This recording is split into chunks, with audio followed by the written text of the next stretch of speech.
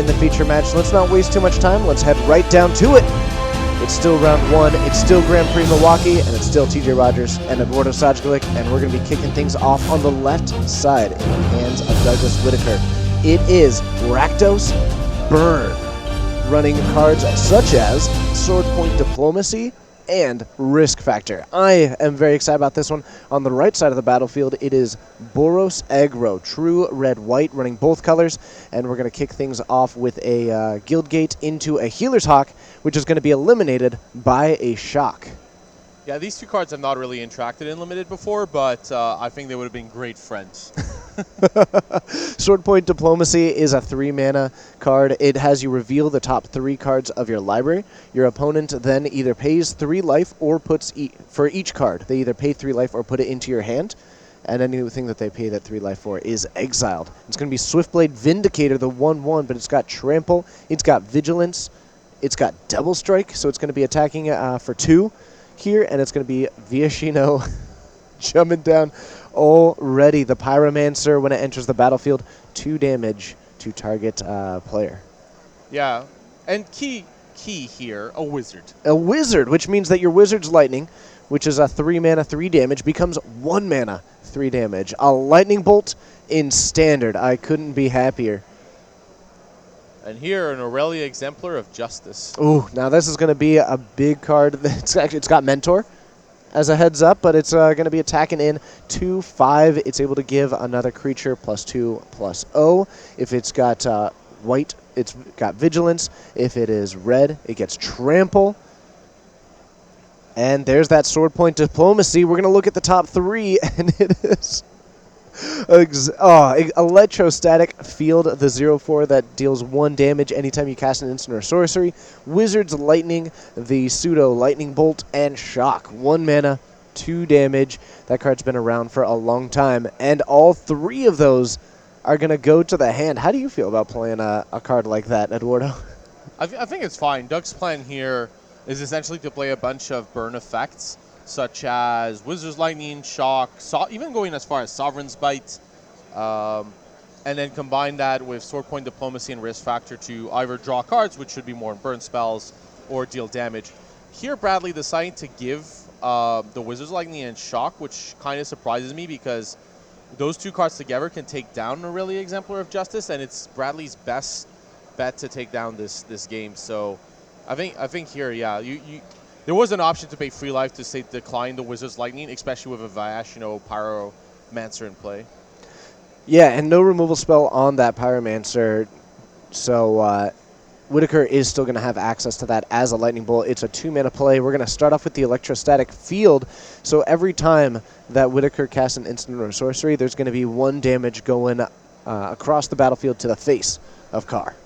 Yeah, and I kind of like Electrostatic Field in a deck like this. It just gets incidental value from each effect, and everything matters. Every point of damage matters, because with these burn decks, the first point of damage is almost irrelevant. It only becomes relevant once you're starting to get to, the 4 life range, where then at that point Risk Factor is going to draw 3 cards. There's not much you can do. But yeah, I like that. You can't wait for Ravnica Allegiance. We're already Rakdos. All right, so can Aurelia get it done?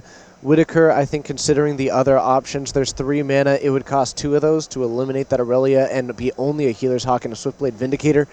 We are going to see tap for 2 mana, and I think... Yeah, I think it was meant to go Lightning Strike plus Shock here. But, yeah, it's fine. It still does the job, and Doug has access to a lot of mana. But with Doug not having... This is the problem with the burn deck. It looks spectacular in a situation like this, but Doug doesn't have many cards left. Well, he drew 3 off of the Sword Point Diplomacy.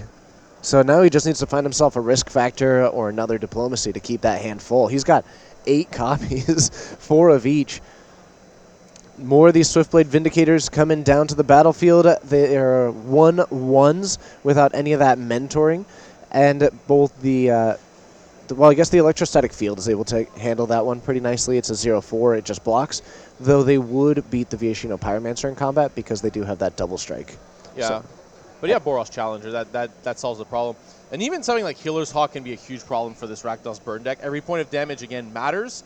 So when your opponent's gaining 1 life, they make those points of damage matter much less. This is not the matchup that the Rakdos Burn deck wants. Rakdos Burn kind of wants a slower game plan. Something like Golgari mid-range that may not be able to put enough pressure and then take over with these spells. All right, so we are now running out of fuel. It's a pass of the turn back, and there's 2 of these fields, 1 of these Pyromancers, and this is the turn where Carr can really pull ahead. He's got 2 of the copies of this Swiftblade Vindicator, and it's going to be another. All right, let's see what we can do. I think here it's a pretty just easy attack with everything. Boost 1 of these Vindicators so it can punch through a field and just put as much pressure on Doug. At this point, it's very hard for Bradley to lose because Doug can't really draw a card that would reverse this situation. Ooh, and the last card in hand before combat, Lightning Strike takes down the Boros Challenger. That does deal 2 damage to Carr because of the 2 electrostatic fields, but now Whitaker empty-handed, and next turn is where Carr can basically run out the exact same game plan, attack with everything. Yeah, and you can just attack with the Healer's Hawk here. And yeah, with Bradley being at 16, even the best draw in Doug's deck of Risk Factor is likely just not going to be enough. Bradley can decide to take 4, going down to 10 again with those 2 fields, and deal a lot of damage. And then next turn with the Jump Start effect, do it again. And yeah, this is going to be really hard for Doug. And it's another Lightning Strike. We're going to eliminate the Boros Challenger now. I like that choice because of the activated ability on that Challenger. You can pay 4 mana to give it a little bit of a boost, which would put it outside the realm of Lightning Strike. Yeah, if you want to know what matchups are bad for the Burn deck, whenever they have to point a large number of their spells at creatures, that matchup is not good for the Burn deck.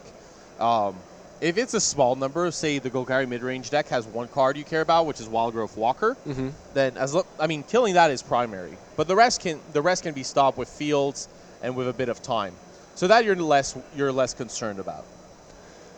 So now it is a matter of Risk Factor, Sword Point Diplomacy. Oh, Risk Factor was the draw. Oh, let's see it. Yes. Oh, take 4 or give me 3. I have to imagine that. Do you really want to give them 3 cards? Not in a spot like this. I would almost always take the 4 damage here. Of course, with the electrostatic fields, this can be quite an issue. I mean, it is essentially a 6-point burn spell.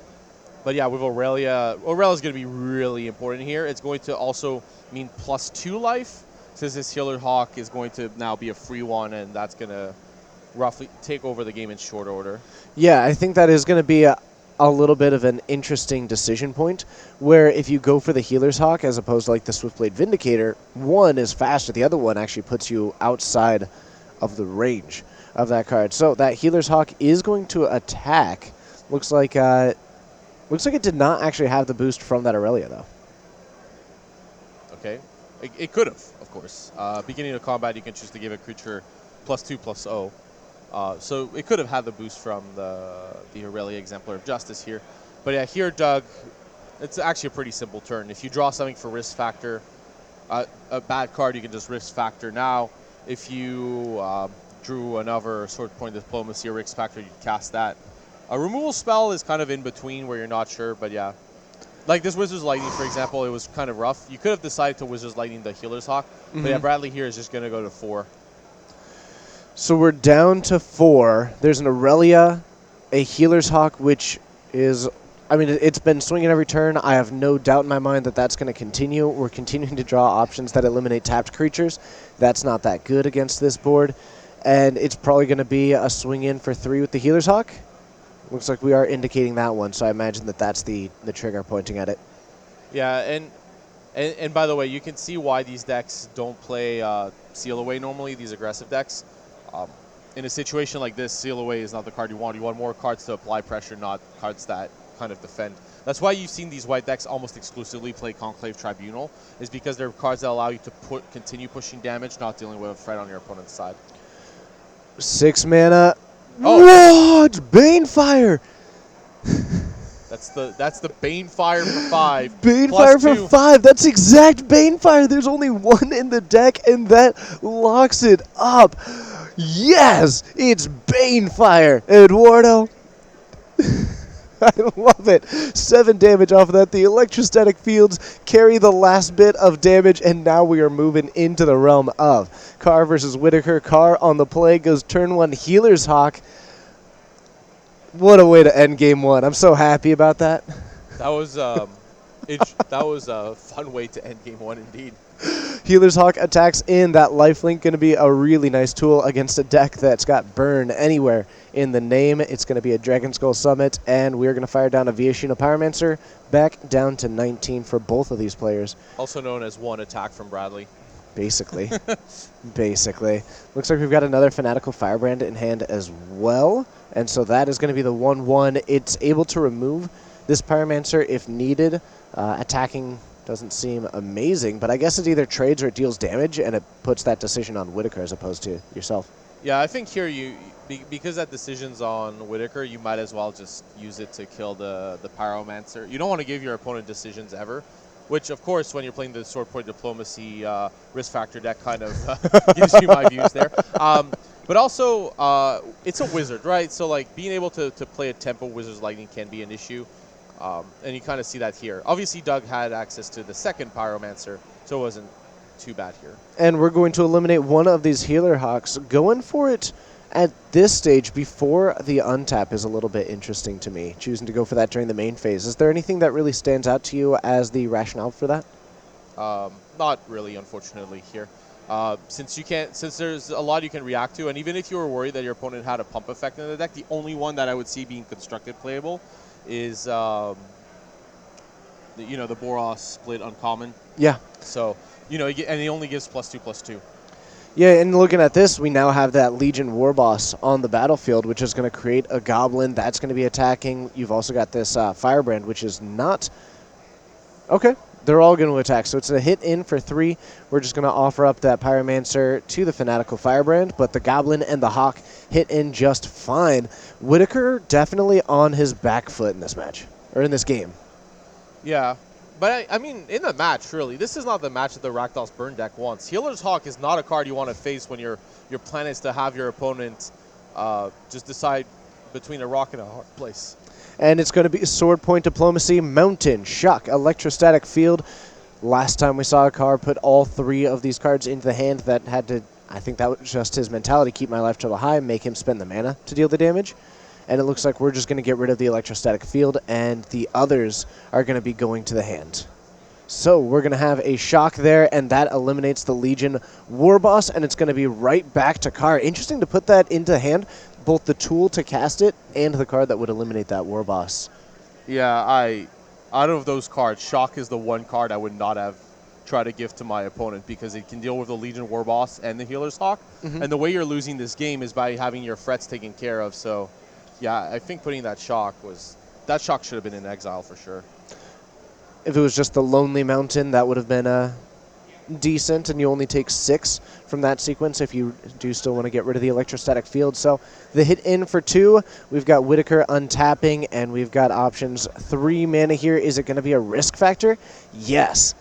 4 damage or 3 cards, and it's going to be the 4 damage from this one. And this Pyromancer not getting aggressive, but this time it will be. This is, I think, its first attack of the game. Well, of the match, really. Actually, yeah, they didn't turn sideways at all last time either. I guess those seal-aways. Well, those double strikers, right? Those seal-aways probably no longer in the deck, but if they are, they finally found themselves a target. I like this. Have a taste of your own medicine. Ooh, risk factor from Carr. It's a card so nice, let's play it twice. Thrice and 4 times even. Oh, that's true. It's got jumpstart. All right, we're going to put the cards into hand. So Whitaker actually a lot more interested in not taking that damage at 8 life right now. So under a lot of pressure, both of these players not really doing great when it comes to life totals. It's going to be... Oh, Lightning Strike eliminates the Healer's Hawk, so it's going to be 7-10 with that Viashino Pyromancer still able to attack as well. Yeah, and things are getting relatively close here. Bradley having access to Risk Factor plus Lightning Strike.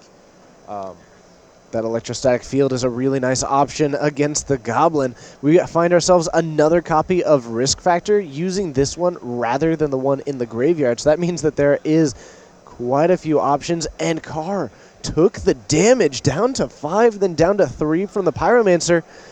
It is 3-7, and Carr has got to be feeling good about his turn sequence this time, because going down that low, as opposed to giving the cards, I guess the cards were likely to do the same thing, though. Right, but at this point you're basically locked to giving the cards. Obviously, that's how risk factor works. You ideally you get your opponent low enough that you draw cards and get there. It's usually the thing is normally that play pattern doesn't get there, but because risk factor inbuilt allows to jump start. That's why that card has seen a little more constructed play than these effects have in the past. It's because you can cast it twice, and it's the critical mass of these effects that can really allow them to work. But yeah, here Doug is just any burn spell away from lethal damage. There's going to be that risk factor. Let's fire it down. And I think you're priced out of being able to pay for life. We probably have to discard that card. That card in hand has to jumpstart. Again, this is Time Walk, so I mean there were at least 2 burn spells. So Yeah. even if Bradley couldn't see it, it would have been fine. But yeah, when you jumpstart, discard the card first. Right, the Viashino Pyromancer and the Shock both get it done, and that is going to be a win in 2 for Whitaker with Rakdos Burn. I couldn't be happier to see a Burn deck doing well in the first round of a tournament. Did you specifically like that Banefire off the top? I did. Banefire for 5 with the additional 2 from those electrostatic fields. That was just the perfect game 1, or at least the ending to it in my mind. That was a blast to see. And I love seeing these strategies that are a little bit less common still showing up to these events, and I think that still speaks to the idea that you can really play something that fits your play style in this realm. But I think we've actually got a little bit more magic in the realm. We have, of course, Table C. Let's head on down to it, where it is going to be Zachary Ziegler up against Carl Varga, and it is going to be a turn 1 Legions landing to kick things off. Now we are jumping into game 2, as you can tell by Zachary Ziegler having that checkbox already for taking game 1. Yeah. One of the best the coolest cards that Carl is going to board in here is going to be the 4 copies of Nullhide Ferox. That card is massive. What a cool card just to see. And this is Grixis Control in the hands of Ziegler, which is something that you don't normally, a lot of people had their eyes on that one heading into the Pro Tour, but a lot of people ended up not playing it because they were worried about its matchup against that aggressive white deck. Yeah, and essentially, to the surprise of absolutely nobody, Shota Yosoka was the player that ended up being the one on Grixis Control. But yeah, here, by the way, I think that choice of those Ice Age basics is lovely. They are nice. They are really nice. It's Sapling Migration, by the way, that put in those 2 Saplings. So this is very much a tokens variant of the Selesnya deck. And I like this because even in the first match that we saw in this round of the day, we saw 2 Selesnya decks, and both of them were doing something different than this one. And it's just this continuing idea of how much range there is within a given color pairing. Yeah, and that speaks volumes as to how many different ways you can build these decks. By the way, when Legion's Landing transforms into Dante the first 4 this early, it always feels so powerful. Especially with Carl, though, missing a land drop, that might have been really key. Imara, Soul of the Accord, comes down to the battlefield. Once she starts getting aggressive or getting used for Convoke, it's whenever she becomes tapped that she'll create a token, and that does qualify either through combat or if you're casting something like, say, March of the Multitudes. Yeah.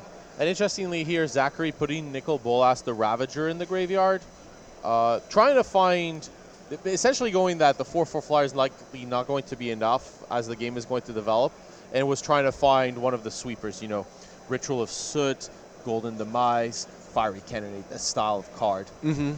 Because, yeah, we are now into the sideboarded game, so we are likely to see some cards that are significantly more effective than you would normally see in game 1. Yeah. And you really need it in a matchup like this. The Grixis Control deck is very good at trading resources 1 for 1. The issue comes when it doesn't, essentially. But yeah, here we're going to see Nicol Bolas the Ravager. I really want to see a Nullhide Ferox. If Carl has it in hand. Oh, that doesn't seem to be the plan. Phyrexian Scriptures, much cooler. That is a card that I have not seen for some time. It is, in fact, Phyrexian Scriptures hitting the battlefield, and wow. I don't think I've ever seen that since really Limited. Well, it always was very close to playing constructed. One of the interesting factors of it is that you get to untap into a clean board. Since Chapter 2 is the one that cleans the board. Yep. So it's perfect in a situation like this where you're trying to clean the board, and then you get to untap, have access to your counter magic, or untap for your Fred and take over.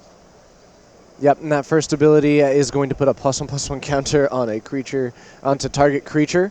It's up to, thankfully, so we're not going to save any of these creatures. We're all going to have them go away and die as the Phyrexian Scripture's second chapter gets read. Yep, and that second chapter is destroy all non-artifact creatures, which is relevant because that first +1/+1 counter does turn that creature into an artifact, and then the last mode next turn, it's going to exile all of the cards from Varga's graveyard. Yeah, and here, yes, sweet, yes, we've seen it. Nullhide Ferox jumps into play from this Nicol. So that might be the mode of that card that you don't realize at first, but Nullhide Ferox, not only is it a hexproof 6/6 that says you can't cast non-creature spells, it also says that if a spell or ability an opponent controls would cause you to discard it, put it into play instead of your graveyard. And now this 6/6 for free jumps into it, and even better, it just shut off all the non-creature spells of Ziegler, which I have to assume is... No, right. It's just a big 6/6 hexproof threat. Obviously, like, not being able to cast non-creature spells, not an issue when all you're trying to do is beat down. It can stop you from Planeswalkers, which can be relevant in a matchup like this. But, the Nullhide Ferox, a 6/6 beater, and Zachary is capable of removing it. So I think here we're going to see Zachary pay the 2 for the ability and play this Vraska's Contempt. All right, and that ability is 2 mana. It eliminates that. It means that players can cast non-creature spells until the end of turn. That means it's a 6 mana Vraska's Contempt, and we are now to 5. Yeah. Wow. Yeah, and I think the missed land drops here for Carl have been an issue. Zachary was at a very low life total, so just a bit more pressure at the right time might have been sufficient. But with Carl missing land drops and Zachary being able to combine these minor life gain effects, Vraska's Contempt for 2 life, this Moment of Craving also for 2 life, and now being able to go Fodder Erasure plus Moment of Craving, quite powerful. I do wonder if the best line here would have been to simply, Moment of Craving the Adanto Vanguard, and then have a Sinister Sabotage up. And obviously we're not taking the Nullhide Ferox. It's Nullhide Ferox, 2 of the Tristanis, and a Vivian Reed. You mentioned those basics earlier for Carl. Been playing since Revised. Lots of time to pick the favorite basics, though this is actually the first ever Grand Prix of Carl Varga, and I gotta love it. You end up on camera, you're on the Selesnya Tokens deck, and you're putting on a pretty good show with that Nullhide Ferox. What a way to jump into a GP. Yeah, but here Zachary is going to take over. The reason that Conclave Tribunal was taken, it was the only removal spell in Carl's hand. And here's Niv Mizzet Perun. Oh no, it's Niv Mizzet, the Perun. Anytime that you draw a card, deal a damage to any target. Anytime that someone casts a non-creature spell, you draw the card. Yeah, an instant or sorcery, keeping in the flavor. Ah, that's right, that's right. Unfortunately, one of the best answers to that card is Vivian Reed. That is... Do we have the 5th land? We do, paying the 2 life for Carl Varga, and he is going to be able to answer this. Niv, it's going to have to be that minus. Plummets a creature. Return to Earth. Return if you want to the Earth actual, if you want the reference to a card, Return to Earth does exactly the -3 of Vivian Reed. Back in World Week, I believe. But yeah, here... Oh no, it's Lava Coil, but that's not going to be enough with Ziegler at 1, and Varga's got enough life to pay for the Adanto Vanguard, and that means that is going to be Game 2 to Carl... Or I'm sorry, that was, Game 2 to Carl Varga, and they're heading now into Game 3. Grixis control, Selesnya Tokens, and it is going to be kicking things off with a flower. Always a nice way to start. Yeah, fixing your mana. But man, that Nullhide Ferox... Zachary must have felt really good. Like, okay, I swept the board. I got this Nicol Bolas, the Ravager. I'm taking... What is this thing? It's a 6/6, huh? Huh. I went, what? Oh. There goes Nicol Bolas. Whoops. Yeah, and basically, because Zachary was on the back foot from that point, couldn't take the time that he wanted to take over the game. and there was that clutch land at the end from Carl in order to take it down. But again, remember that Legion's landing acting as the third, fourth, and fifth land in a way, Yeah. and it was really critical into Carl being into this in this game. It's going to be a Thought Erasure much earlier this time. You see Nullhide Ferox and Adanto Vanguard. Actually, really similar to last time. We still have the Vivian Reed. We have the... looks like 2 copies of Tristani, or is one of those March of the Multitudes? Yeah, it's March of the Multitudes. Here again, taking the Conclave Tribunal. There are some threats from the Grixis control deck, and Zachary could have taken here the Adanto Vanguard, but it seems like Zachary has access to cheap removal to get rid of that Vanguard. So essentially here deciding... Normally you would take it and let your opponent choke on all these expensive spells, but if you have a clean answer to Vanguard, you can leave it in hand, since a card like Moment of Craving or Deadweight has a lot less value against the rest of the hand anyways. And the reason why those cards work as opposed to the usual, right? Because you can make a Adanto Vanguard indestructible for 4 life. But Moments of Craving and Dead Weight both do something a little bit different with how they remove that creature, in that they reduce its toughness as well as its power. And if it just has 0 toughness, it doesn't matter if it's indestructible. It's going to go to the graveyard. Right. I mean, it goes all the way back to I guess, Alpha and Beta, right? Weakness was another... Yeah, Weakness was a little later, but yeah, -2, -1. I think one of those effects. The minus effects are really key nowadays with how many of these indestructible is running around. We find ourselves in a copy of Moments of Craving. We did cast Discovery of Discovery Dispersal. So that is going to let Ziegler take a look at the top 2 cards of the library. It's Surveil the 2, and so you can either leave them on top or you can put them into your graveyard, then you draw a card. Yeah, it's a key card you might have seen from the Arclight Phoenix decks. Mm-hmm. But here, I love the fact that the Grixis control deck can run it as part of the, both sides are fine. All right, that is just going to be a quick way to destroy. Is that Ritual of Soot as a 1-for-1? Yeah, but it seems fine. Zachary knows Carl's hand is very clunky, so you might as well take control. And here, Zachary faced with that decision again. But Zachary knows this time about the Nullhide Ferox. Yes. Boy, that Nicol Bolas really looks bad now that you know about the Nullhide Ferox. I wonder if there was any consideration at all for Ziegler in the sideboarding decisions. Probably, you can cut 1 or 2, but you need a way to win the game. So I think here the plan is to wait until you get to 7 mana or more for the Nicol Bolas the Ravager and transform it. Mm-hmm. We might see an alternative here with Shalai, Voice of Plenty. Actually, Shalai, Voice of Plenty, perfect for Zachary, since now you can run out the Nicol Bolas. And it's hexproof. Yeah. So now Zachary can't make Carl discard a card. So this is a perfect time to run out that Nicol Bolas the Ravager.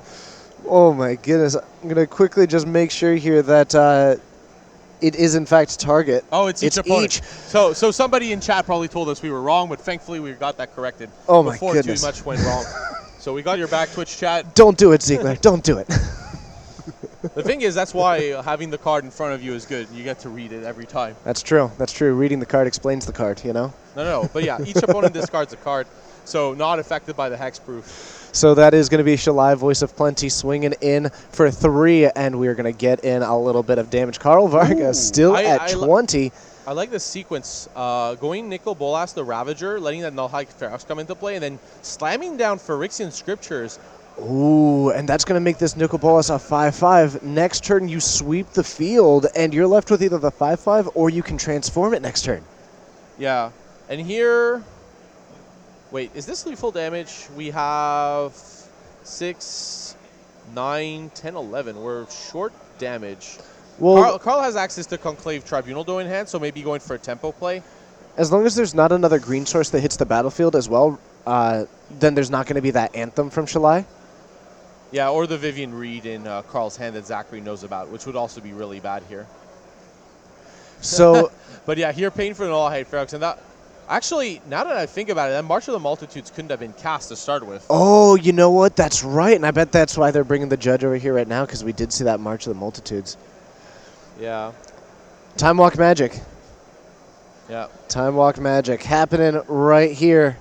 All right, so we're going to go ahead and just figure out this situation. I'm sure it's going to, resolve itself one way or another. The judge is on scene, so we're going to get to see what happens. What an unusual effect that is from the Nullhide Ferox. Yeah, there's a lot of text, and it is a strange cyborg card, right? It's perfect against these control decks. It doesn't die to Ritual of Soot or any of the sweepers. The Hexproof makes it very awkward to deal with. There's only a limited class of cards that can. So that's why you see these kind of Selesnya decks sometimes have 3 or 4 copies of the card. It's specifically good against Grixis control. I mean, it's not the matchup you expect, but okay, I'll take it. I mean, the Selesnya decks are playing it mostly for the 6/6 Hexproof body. But yeah, here in this matchup, it also has that additional value, which is, I mean... It'd be pretty fun to slam that card against the Eldest Reborn, too. Oh, yeah, it's perfect. That just seems... Oh. Nullhide Ferox, cool card. Officially cool. Oh, yeah, it's always been cool. It's a big, beefy green beater. It's all good. So... I had it in my seal pool. I was so sad to not have someone cast, the rats against me. No burgling happened. So for this one, as they're kind of working through this, what I'd like to just get a sense of is how do you feel, one thing that's really important is sort of the role and how aggressively you'll play something like this. Like if this was against, say, a white-based control deck that would have access to things like Cleansing Nova or Settle the Wreckage, you would have to maybe try and play around those.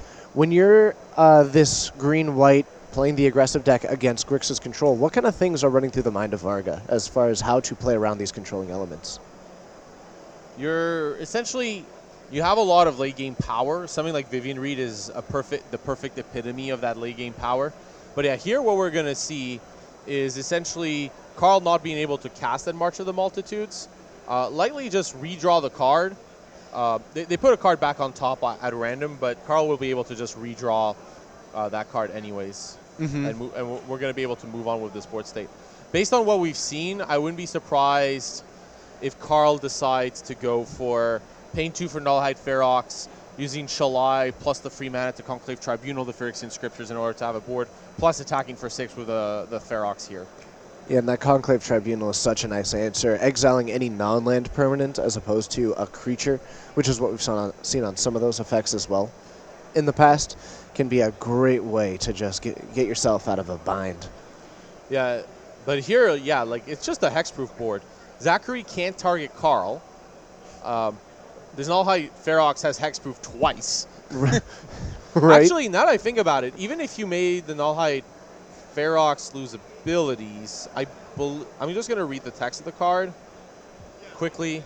Sure, and we have got the Soul of the Accord coming down, and then we're going to convoke it. That should be giving us access to... There's the 2 mana for it. Now we're going to pay for that Nullhide Ferox. And there's going to be that activation. There's 3 mana. And let's see what we can do. Conclave Tribunal eliminates it. And I think... now, is there supposed to be a 1/1 that gets generated from that? It's all going away, so I guess that's fine. I guess that's true. It's kind of the decision here to go after the Nicol Bolas rather than the Scriptures is... I'm not sure. You need to deal pressure, so you're going to lose your board in the process.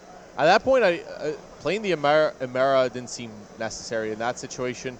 But yeah, here, Knight of Autumn destroying the Scriptures, protecting Carl's graveyard. All right, Moment of Craving is going to eliminate that. These players are going to speed up a little bit. I wonder if part of the consideration as well was that you didn't want to contend with the Nicol Bolas the Risen. That's quite possible. I think here, though, with that judge call, it may have been Carl just being in a difficult situation. You had a plan in mind, and it's not working the way you wanted it to. So that's likely what could have happened here. Yeah, absolutely. And we're going to go for a quick flower here. Now we have got the double green. It's going to be Vivian Reed joining the battlefield. We've got that loyalty counter on it, and I imagine that we're going to be boosting it up and finding ourselves a card to put into our hand, and that is going to end up being... Oh, okay, Archvarozka. And then it's going to be right back to Ziegler. These players seem to be picking up their pace for us a little bit as we are probably approaching the end of the round. The beauty of Time Walk Magic. Yeah, and this Vivian Reed is really nice. It attacks on a different angle. It answers any potential future Phyrexian Scriptures just cleanly. And even that Arch doesn't look like much, but when we're hitting Ascend, it's a really good tool against these control decks. So Carl is pulling ahead. This Vivian Reed providing additional cards and just sticking around on top of that. And the -8 giving +2/+2 and indestructible to the whole team is big game. So we are going to have a Danto Vanguard. That is now back in hand. We're going to cast it, and as we start to get aggressive, now we are turning the corner. It's deadweight to eliminate the Adanto Vanguard, and it's Vivian Reed and Amara Soul of the Accord trying to close this game out. It's still 20-15 after all of this has happened. There is our token that is going to join the battlefield with that turning sideways, and Ziegler really struggling to put together a game plan now. Yeah, I think the problem for Zachary here is just not drawing the cards that are Phyrexian Scriptures, not very good against a board with Vivian Reed. And yeah, Lava Coil, answers cleanly, but Carl is just going to pull further and further ahead here. We've got a couple of these lifelinking tokens, and it's going to be, oh no, +1/+1 to the board, a couple more.